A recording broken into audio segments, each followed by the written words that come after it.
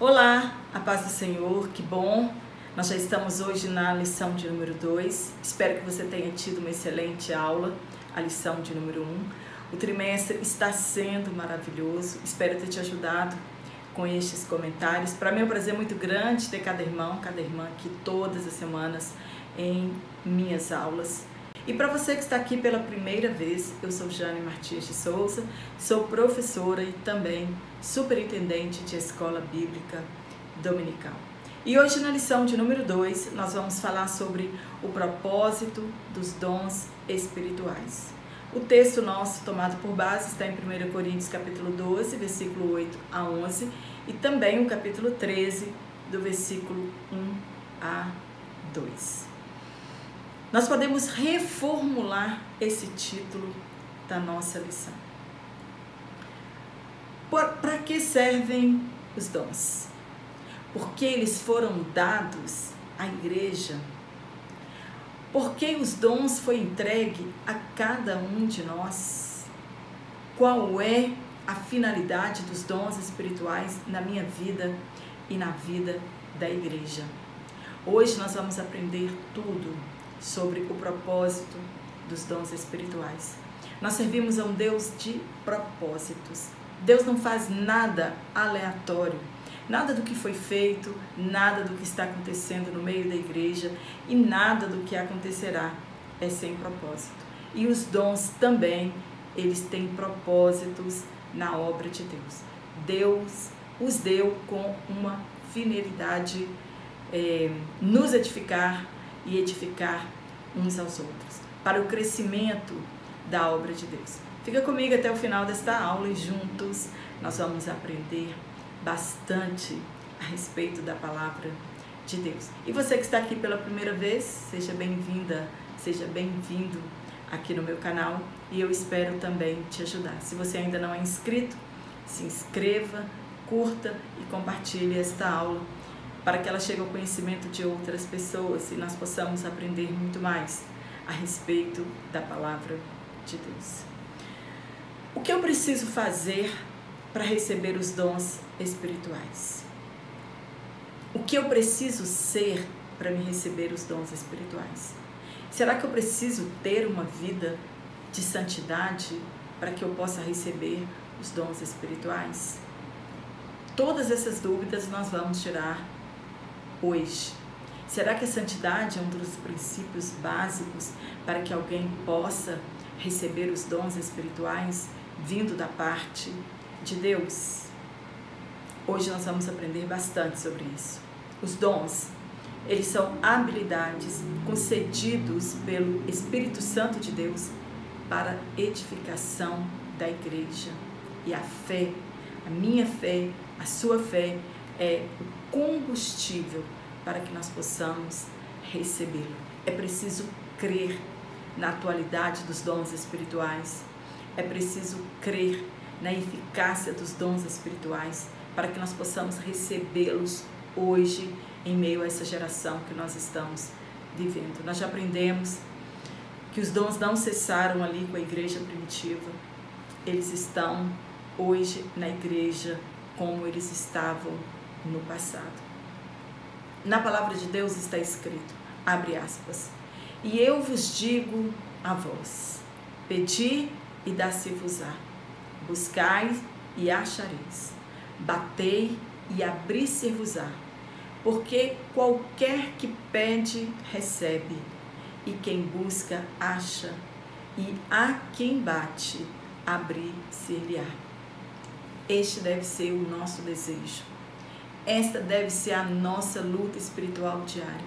Pedirmos a Deus que Ele derrame dos dons espirituais sobre a nossa igreja local e também sobre a igreja invisível. Às vezes nós pedimos tantas coisas. Se nós pararmos, para refletir a respeito da nossa oração, não digo de todas as pessoas, mas nós nos encontraremos pedindo tantas coisas e às vezes nos esquecemos de pedir estas riquezas espirituais que estão à nossa disposição. Esquecemos de pedir a Deus em nome de Jesus os dons espirituais em nossa vida e no meio da nossa igreja. Talvez porque nós não cremos nesta promessa, ou não cremos nos dons, e talvez a nossa fé seja pouca para receber os dons espirituais. Vamos fazer uma comparação do propósito dos dons. Se você tiver alguém que faxina a sua casa, ou você mesmo faz uma faxina em sua casa, e você exigir limpeza total desta pessoa, daquele recinto, e você não der para ela material para que aquela limpeza seja feita com excelência, nós não poderemos cobrar desta pessoa uma limpeza caprichada, porque nós não demos os materiais que ela necessita para que o ambiente fique limpo, cheiroso e agradável. Se nós dermos para esta mesma pessoa todo o material suficiente para ela fazer esta faxina, para fazer essa limpeza, e ela usurpar de alguma parte desses materiais, a limpeza também não será feita com excelência, porque ela vai usar a maioria do que ela tirou para si, para benefício próprio, e o que foi destinado para a limpeza não conseguirá fazer a limpeza total daquele ambiente. Assim foi Deus quando ele deu dons à igreja, né? Paulo diz que Jesus, quando ele subiu em triunfo ao alto, ele deu dons aos homens. E assim ele fez com a igreja. Ele deu dons. Mas se nós não usarmos com sabedoria, com excelência, estes dons espirituais, nós não faremos a obra de Deus aqui corretamente. Nós vamos fazer a obra de Deus com negligência. Se nós tomarmos posse desses dons espirituais como se eles fossem nossos e eu pudesse usá-lo em benefício próprio, também faremos a obra de Deus com negligência, pois nós não atingiremos o propósito que os dons foram dados para a igreja. A igreja não é nossa, a igreja é de Jesus Cristo. Os dons não são nossos, eles são emprestados. Nós temos que cuidar destes dons, administrá-los bem, para que este edifício continue crescendo. Então, os dons espirituais, eles não foram dados para nos edificar individualmente, mas coletivamente eles foram dados para nos unir, fortalecendo assim a igreja de Cristo. Mas infelizmente muitos lobos têm desviado recursos da obra de Deus e usado em seu benefício próprio. Paulo irá ensinar à igreja de Corinto como deve comportar-se a igreja de Deus. A igreja não é nossa, os dons não são nossos, e aquela igreja precisava ser ensinada. E é por isso que nós estamos estudando este trimestre, porque a igreja precisa ser ensinada. Todos os dias nós recebemos novos convertidos, novos crentes, e os crentes antigos também precisam passar por uma reciclagem. A igreja de Jesus não é dos nossos líderes, ela é de Cristo e ela é coluna, fundamento da verdade. O que motivou o apóstolo Paulo a escrever a esta igreja? Para Paulo escrever para uma igreja, tinha que ter um objetivo, um motivo específico e importante para ele escrever para a igreja. Depois de Paulo receber relatórios da situação que se encontrava aquela igreja, por intermédio de alguns membros da família de Chloe, e Paulo teve outros informantes também, e eles não trouxeram um relatório muito agradável a respeito daquela igreja de Corinto. Nem todas as igrejas fundadas pelo apóstolo Paulo tiveram problemas tão difíceis quanto esta igreja teve. Uma igreja poderosa, mas também uma igreja cheia de problemas. Isso também serve para nós não idealizarmos que a igreja primitiva era perfeita. Muitas pessoas têm a impressão de que aquela igreja do século I era a igreja perfeita e que hoje nós não conseguiríamos chegar nem perto daquela igreja. Mas com a carta de Corinto, com a carta de Paulo à igreja de Corinto, nós vamos aprender que aquela igreja não era tão perfeita assim. Poderosa na verdade, mas tinha seus problemas, tinha seus conflitos, tinha suas divisões. Estes mesmos problemas da igreja de Corinto, durante séculos, eles permeiam as nossas igrejas. Diz o comentário bíblico pentecostal que estes problemas da igreja de Corinto, eles se transformaram em benefício para as igrejas futuras. Pois se não fossem os problemas oriundos desta igreja, estaríamos sem um tratamento teológico da ceia do Senhor, sem o grande capítulo do amor, sem o tratamento estendido aos dons espirituais. Foi por causa do erro daquela igreja que Paulo escreveu acerca de todas essas coisas em minúcias, e isso chegou até nós para que nós aprendêssemos também como nos comportar na casa de Deus.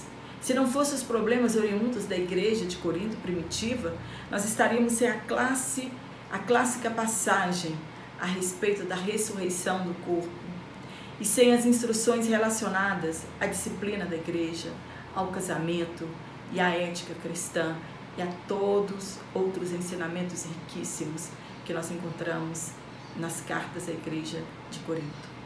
É uma carta que nos ensina, nos corrige e nos exorta quanto à vida cristã e ao uso correto dos dons. No primeiro tópico, os dons não são para elitizar o crente. Falar que na igreja existe a elite daqueles que são e que têm os dons espirituais é muito triste para a igreja de hoje. O que significa elite? Elite é o que há de melhor numa sociedade.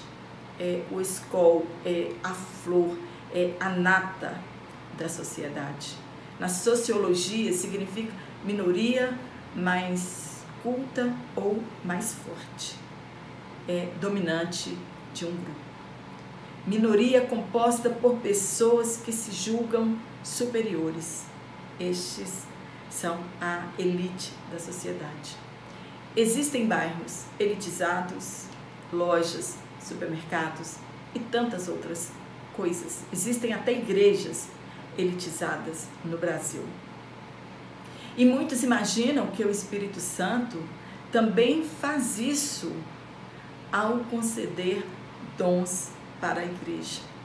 Ou então a igreja considera que os que têm dons espirituais sejam melhores do que os demais, sejam semideuses, sejam pessoas da nata, da elite, que mereçam um lugar de destaque na casa de Deus, tornando-se então uma elite dentro da igreja. E infelizmente nós encontramos isso em muitas igrejas locais. A elite são aqueles, a nata da igreja, são aqueles que pregam bem, cantam bem, têm dons, eles são considerados a elite da igreja. E infelizmente isso acontece em muitas igrejas. No ponto 1, a igreja coríntia. Como era aquela igreja? Era, nos tempos do Novo Testamento, provavelmente a terceira maior cidade do Império Romano. A sua população era aproximadamente 500 mil habitantes. Era uma grande metrópole. Paulo visitou a cidade em meados do ano 50 depois de Cristo. Tinha uma localização ideal, ela estava bem posicionada, não era à beira-mar, mas estava entre dois grandes e importantes portos, e ela era também o cruzamento de muitas rotas de comércio e daqueles que viajavam entre Roma e o leste. Então, aquela cidade estava na rota da segunda viagem missionária do apóstolo Paulo. O marco mais proeminente nesta cidade era o Acrocorinto. Ficava a uma altura de 600 metros, onde era situado o templo de Afrodite. Para nós termos uma ideia, sintonizar como era esse Acrocorinto, vamos imaginar o Cristo Redentor no Rio de Janeiro. E lá também tinha outros templos. Tinha o templo de Apolo e o templo de Asclépios. Lá tinha cerca de 1000 sacerdotisas prostitutas cultuais. 1000 sacerdotisas. E isso contribuía para que a fama daquela cidade fosse a fama de imoral. Eles costumavam usar o verbo coritianizar para descrever o estilo de vida licencioso daquela cidade. Imagine uma igreja nascendo em um lugar como aquele. E como as pessoas chegavam naquelas igrejas. Elas precisavam, sim, urgentemente serem ensinadas a respeito de tudo. Na aula de número 1, nós falamos um pouco mais também a respeito da cidade de Corinto, qual era o contexto cultural. Não foi o grande mal desta cidade que levou o apóstolo Paulo a trabalhar ali, mas a sua localização, a posição estratégica que ela ocupava. E foi na segunda viagem missionária que ele fundou aquela igreja. E ele ficou ali por mais ou menos 1 ano e 6 meses. Corinto, ela era uma cidade depravada. Ponto 2. Uma igreja de muitos dons, mas carnal. Infelizmente, assim como aconteceu em Corinto, muitas igrejas da atualidade, elas são influenciadas pela cultura local. E os novos crentes trazem isso para dentro da igreja. E vão surgir os mesmos problemas que surgiram na igreja de Corinto. Era uma igreja que tinha os 9 dons, foram os dons que foram listados ali na igreja de Corinto.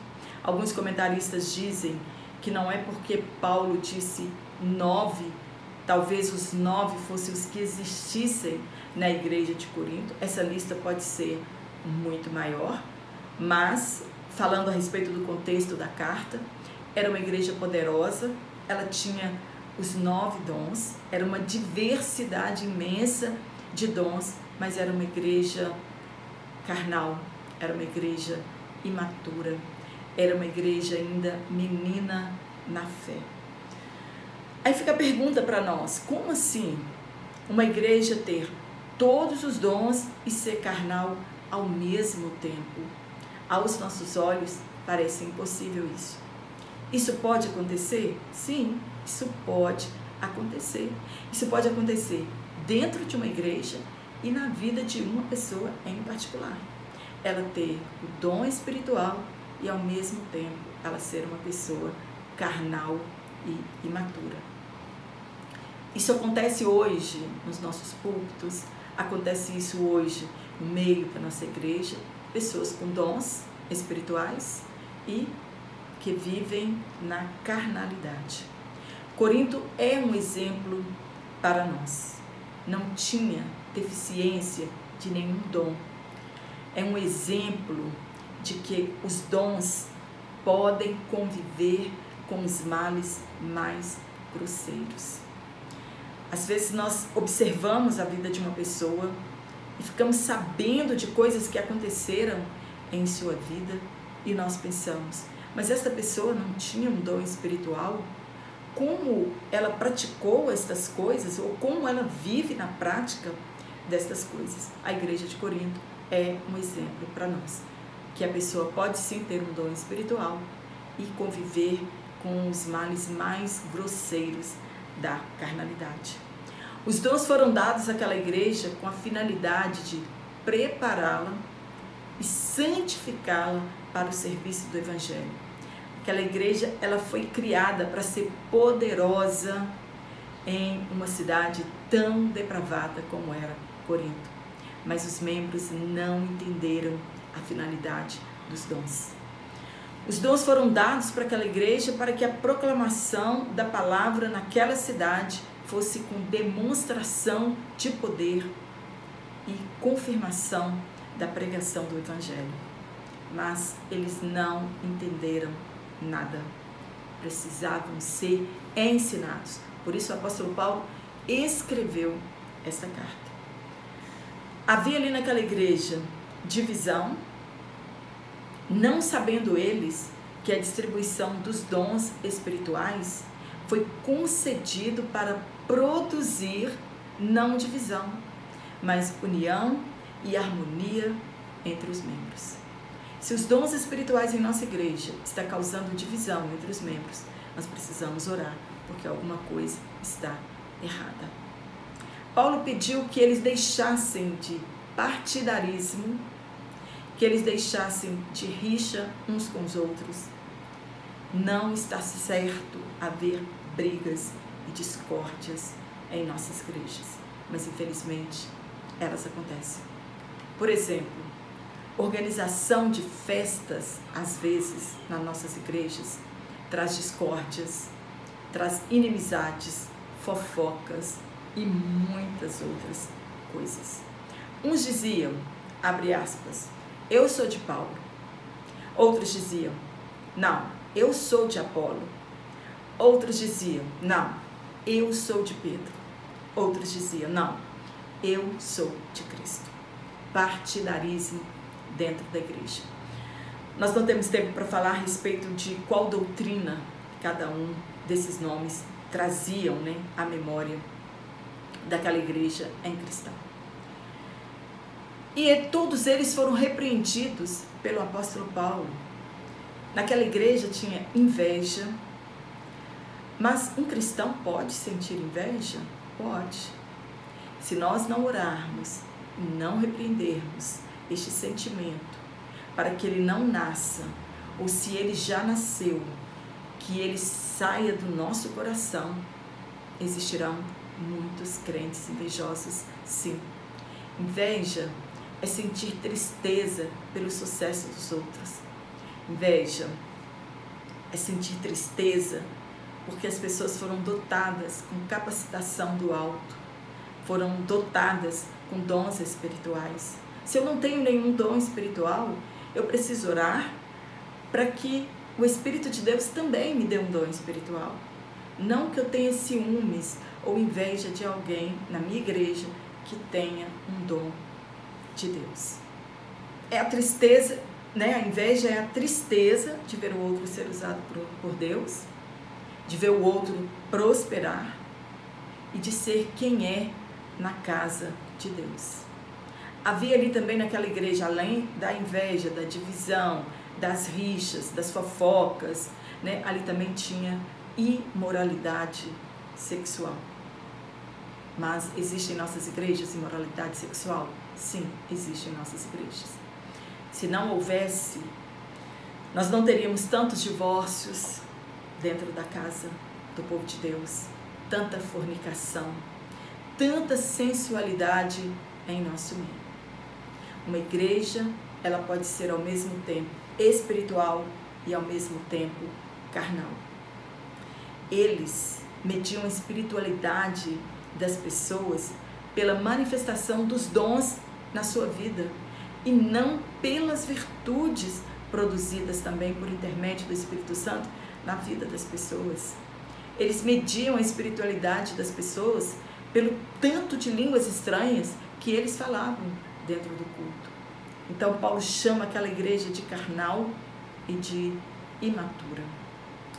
Mas ele chama com brandura, pois quando nós lemos a carta Em todo tempo, ele trata os irmãos com cordialidade. Meus irmãos, meus queridos irmãos, filhos de Deus, vocês são uma família.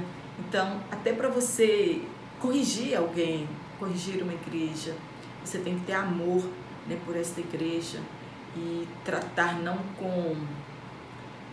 ser rude com a igreja.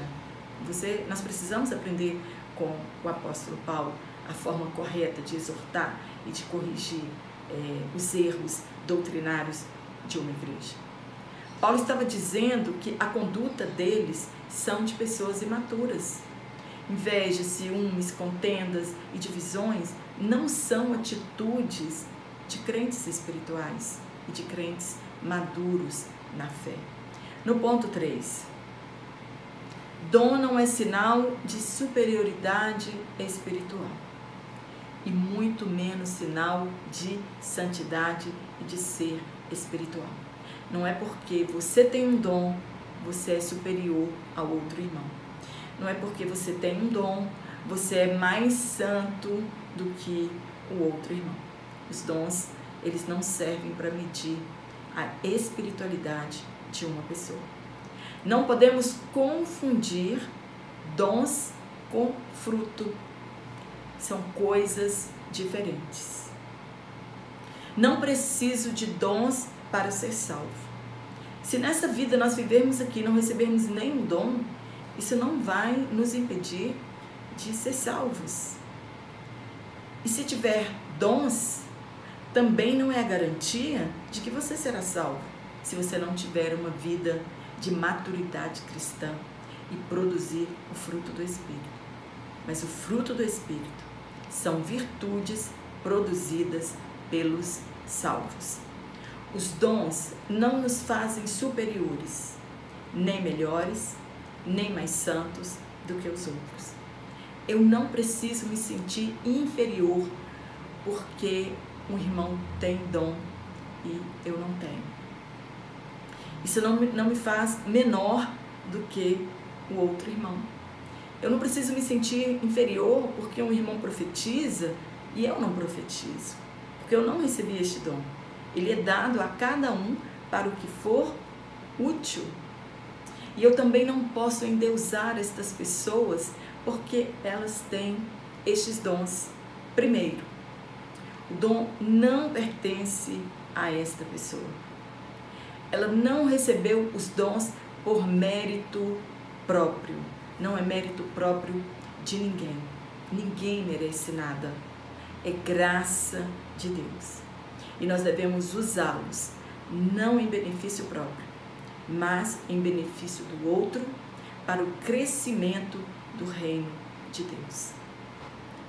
No tópico 2, edificando a si mesmo e aos outros. O que é edificar? É ser levado ou conduzido em direção ao aperfeiçoamento moral e ou religioso. É conduzir à virtude. Nessa primeira carta à igreja de Corinto, Paulo ele faz uma relação dos dons espirituais, que são 9. Nós já explicamos que talvez eram os 9 dons que essa igreja tinha. Ninguém pode bater o martelo que apenas existem 9 dons espirituais. Mas aqui, nessa primeira carta, o apóstolo cita 9 dons. E como fruto é no singular. Manifestação, nós não falamos manifestações do Espírito Santo, mas os comentaristas dizem que nós devemos dizer manifestação dos dons, que também deve ser no singular, pois tudo vem do mesmo Espírito. Ele é a fonte da manifestação. A manifestação, ela é dada a cada um e são dados para benefício da igreja. Os dons não são dados para benefício próprio, para benefício individual, mas para edificação do corpo de Cristo. Salvo as línguas estranhas, que sem interpretação ela edifica somente a pessoa que tem o dom. Então ela é uma edificação pessoal, se não tiver intérprete das línguas estranhas. Paulo aqui nesta carta, ele não está proibindo falar línguas estranhas, pois é muito bom quando nós somos edificados, quando nós oramos em mistério, quando nós louvamos em mistério, nós somos edificados. E se este dom não edifica outras pessoas, não tem por que falar línguas estranhas em microfones. Nós até aprendemos isso também na teologia. Não tem por que na hora da pregação as pessoas ficarem na nave da igreja glorificando alto e falando línguas estranhas alta, né? Fazendo com que as pessoas percam o foco da mensagem, que quando a palavra de Deus está sendo explanada, ela é a maior autoridade, ela é a profecia daquele momento. E quando nós fazemos assim, caracteriza desordem no nosso culto. Nós podemos falar comigo mesmo e com Deus. Quem fala línguas estranhas, fala com Deus, edifica a si mesmo e fala com Deus. Então, se permita falar línguas estranhas na oração, na hora do seu devocional, na hora do louvor. É maravilhoso quando nós falamos línguas estranhas. Então, não aceite ficar sem falar línguas estranhas, né? Porque edifica a nós mesmos. Falamos com Deus em mistérios, são mistérios, não são línguas aprendidas, e nós saímos da nossa adoração e da nossa oração mais fortificados e renovados. É a glossolalia, é uma língua não aprendida, nunca conhecida por quem fala. E quem fala língua estranha fala com Deus e não com os homens. Nós devemos buscar a interpretação das línguas. No ponto 2, edificando os outros. Todos os dons edificam aos outros. Eles eram zelosos na busca dos dons, porém não se preocupavam com a edificação dos outros. Eles queriam edificar a si mesmo, e o propósito dos dons espirituais não é só a edificação individual, é a edificação como um todo, né? Que o corpo seja edificado. E será que nós não incorremos nos mesmos erros daquela igreja?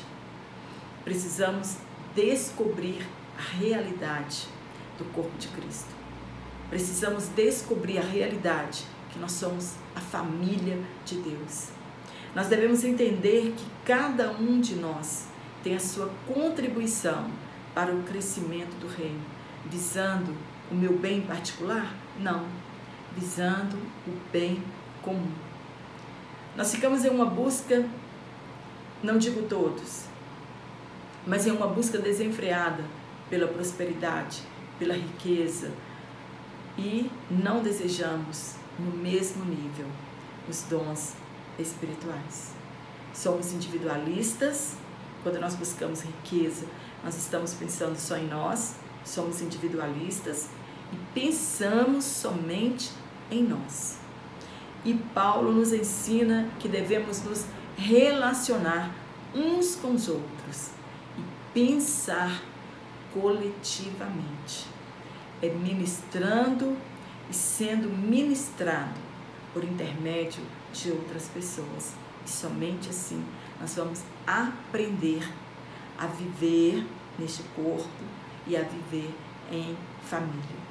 Ninguém pode barganhar com Deus oferecendo dinheiro, nem em troca de dons, nem em troca de riquezas.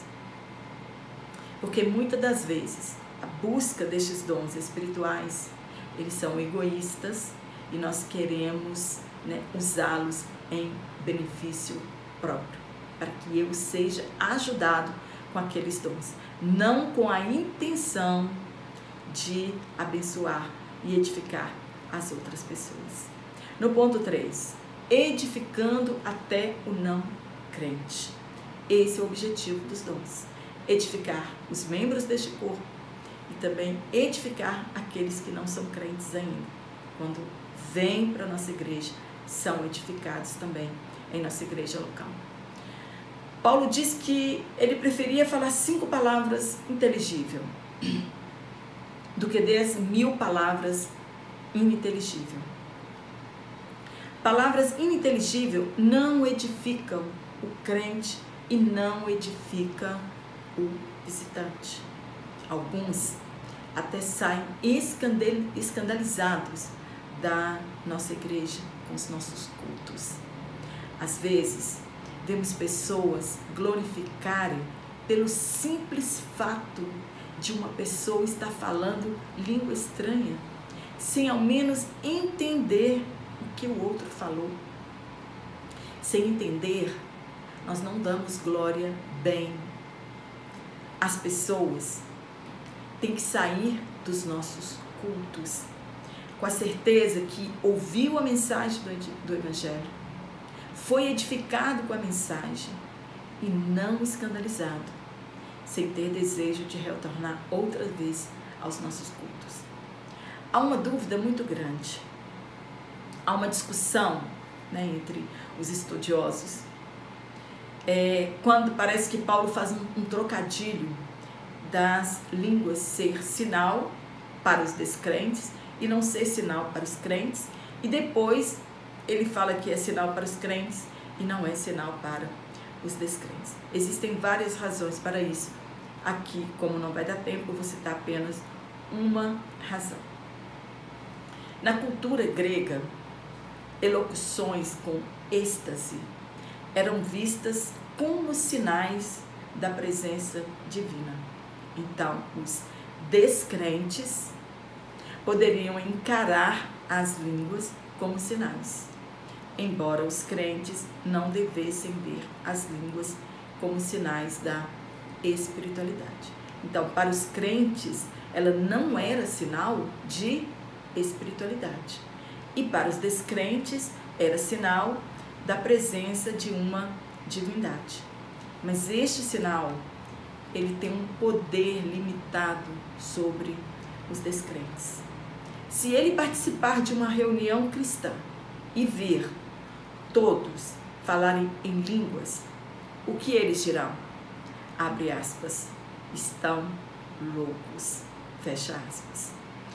Mas se esta pessoa participar do culto e ouvir o evangelho pregado de forma clara, ele será convencido pelo Espírito Santo e se converterá. Os sinais presentes na igreja não salvam as pessoas, por mais que elas tenham vindo por causa daqueles sinais, eles não salvam pessoas. O que salva, o que liberta as pessoas é a pregação do Evangelho. Israel é um grande exemplo para nós.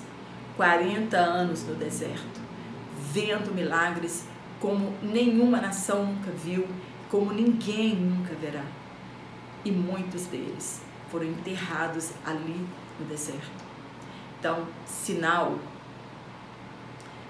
não é sinal de salvação, não convence as pessoas do seu pecado. No tópico 3, nós vamos falar edificar todo o corpo de Cristo. Primeiro ponto, os dons na igreja. O que o apóstolo Paulo declara em 1 Coríntios capítulo 13? Ele escreve um dos mais lidos e profundos capítulos da Bíblia Sagrada.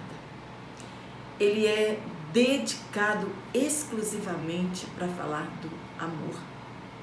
Ele está posicionado estrategicamente entre o capítulo 12, que trata a respeito dos dons, e o capítulo 14, que trata a respeito da profecia e do dom de línguas estranhas. Então ele foi colocado estrategicamente entre o capítulo 12 e o capítulo 14 de Coríntios.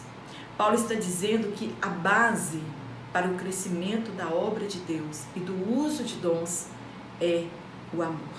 Sem o amor à causa do reino, sem amor ao próximo, Não adianta ter dons, não adianta falar a língua dos anjos, não adianta doar toda a sua fortuna.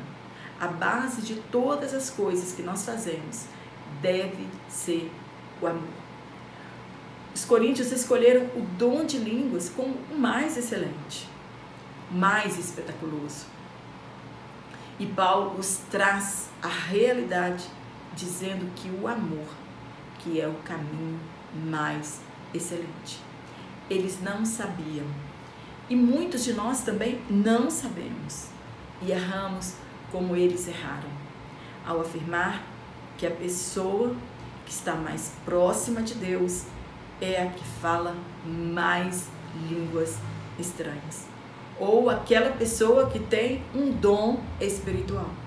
Com os nossos olhos carnais, nós podemos dizer: essa pessoa tem muito mais comunhão com Deus do que eu tenho, já que eu não tenho nenhum dom. E no capítulo 13, Paulo discorre sobre o amor, sobre a nossa comunhão com Deus e a nossa comunhão com o próximo. Ele é caracterizado pelo amor demonstrado não em palavras, mas em atitudes. O amor, ele é a chave do nosso crescimento. Ele é a chave do nosso amadurecimento espiritual. E ele também é a indicação da nossa espiritualidade. Jesus, antes de ser crucificado, ele disse para os seus apóstolos: vocês serão conhecidos não pelos dons, não pelo poder, vocês serão conhecidos pelo amor, se vocês amarem uns aos outros. Sem o amor de Deus, nós nos tornamos egoístas e colocamos os nossos interesses acima do interesse coletivo. Primeiro eu, depois o resto. E se nós agirmos desta forma, não há edificação do corpo de Cristo. Ponto 2. Os sábios arquitetos do corpo de Cristo. A igreja, ela é um edifício em construção. Ele só será acabado, pronto, no arrebatamento da igreja. Que aí Jesus Cristo virá levar o seu corpo, para estar juntamente com ele. E este edifício em construção, ele não é meu, ele não é seu, ele pertence a Deus. E ele coloca pessoas para edificarem moral e espiritualmente a igreja invisível e a igreja local. Deus, ele é a fonte de tudo. E Jesus Cristo é o fundamento deste edifício. A preocupação de Paulo e a sua advertência é como os líderes estão construindo este edifício. O alicerce é seguro, porque o alicerce é Jesus. E agora, como os líderes estão construindo sobre esse edifício, sobre este alicerce? A intenção, os interesses, tudo isso nós seremos responsabilizados por nossas ações na construção deste edifício. Cada um de nós prestará contas a Deus pela forma que nós estamos construindo e com qual intenção nós estamos construindo esse edifício. Muitos se orgulham dos seus dons. Outros estão construindo seus próprios reinos em cima deste edifício. E outros considerando os líderes superiores aos outros. A pergunta que fica é: como nós estamos construindo este edifício? No ponto 3, despenseiros dos dons. Despenseiro é ser administrador. É alguém que administra a despensa de uma casa, ou que administra uma casa. É o que cuida de algo ou de alguma tarefa. Nós somos dispenseiros dos dons que nós recebemos. Por isso nós devemos exercer o dom que nós recebemos com fidelidade aos outros. Porque tudo é para a glória de Deus. Nós vamos prestar contas dos dons que nós recebemos. E se nós estamos administrando com fidelidade estes dons para a construção deste edifício. E é para a glória de Deus, por intermédio de Jesus Cristo. Os dons, eles não são para proveito pessoal. Poxa, vou tirar proveito dos meus dons. Eles não são para proveito pessoal. Paulo escreveu que as pessoas devem nos considerar como servos, não como celebridade. E de pessoas que alimentam a família de Deus. Porque, na verdade, nós somos uma família. Mas, infelizmente, a visão que o mundo tem de nós é muito diferente. Eles nos têm visto como bodes, lobos e tosqueadores de ovelhas. Ao contrário de Jesus, eles querem ser servidos e não servir. Fazem uso individual dos dons, tiram proveito dos dons que foram entregues a eles, esquecendo-se que todos nós prestaremos conta a Deus daquilo que foi nos entregue. A Igreja de Cristo, ela é ao mesmo tempo corpo de Cristo e família de Deus. Paulo afirma que deve haver um estreito relacionamento entre os crentes, né? Não pode haver divisão, não pode haver egoísmo, mas nós precisamos estreitar o nosso relacionamento, porque nós somos um edifício em construção e este crescimento, ele deve ser dinâmico, todos unidos em um só propósito. O propósito não pode ser individual ou para um pequeno grupo, mas para um todo. Nós devemos ser o povo em que habita o Espírito Santo. E somente a nossa unidade pode caracterizar isso. Os dons, eles servem para alimentar a igreja espiritualmente. Portanto, devemos ser despenseiros zelosos e distribuir alimentos para todos. E devemos administrá-los como recebemos, sem qualquer honraria, sem querer receber algo em troca, mérito, sucesso, fazer parte da elite da igreja, não. Os dons, isso não pode nos trazer méritos, não pode nos trazer honra. E independente da capacidade, ele é independente da nossa capacidade humana. Quando o Espírito Santo nos dá um dom, ele não olha quem nós somos, o nosso grau de estudo, as nossas posses, os nossos bens, se você fala bem, se você não fala, se você tem curso de graduação. O Espírito Santo não está preocupado com isso. Não é por mérito, não é por esforço humano, é por graça de Deus. Amém? Espero ter te ajudado com este comentário. Se você gostou, dá um curtir aqui na minha aula.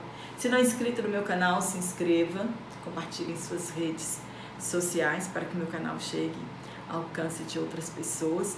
Se você não está recebendo as minhas aulas semanalmente, desative o sininho das notificações e todas as semanas você voltará a receber. E também os irmãos estão com dúvidas, porque eu estou fracionando a minha aula por tópicos. Irmã, não chega todas as aulas para mim.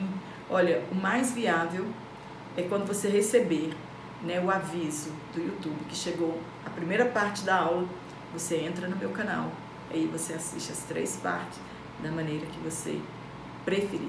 Canal Jane Martins de Souza. E eu quero mandar um abraço aqui.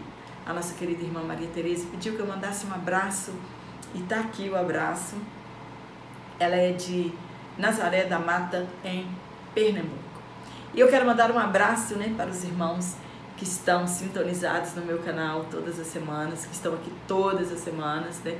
Quero mandar um abraço para os irmãos de São Luís do Maranhão, distrito de Sucuri, Cuiabá, Mato Grosso do Sul, Maceió, Alagoas, Óbidos, oeste do Pará, também para os irmãos do Pará, Mandirituba, no Paraná, também para São Paulo, Vitória no Espírito Santo, Picos no Piauí, Fortaleza no Ceará, Campo Grande no Mato Grosso do Sul e para os irmãos de Ipatinga, Minas Gerais.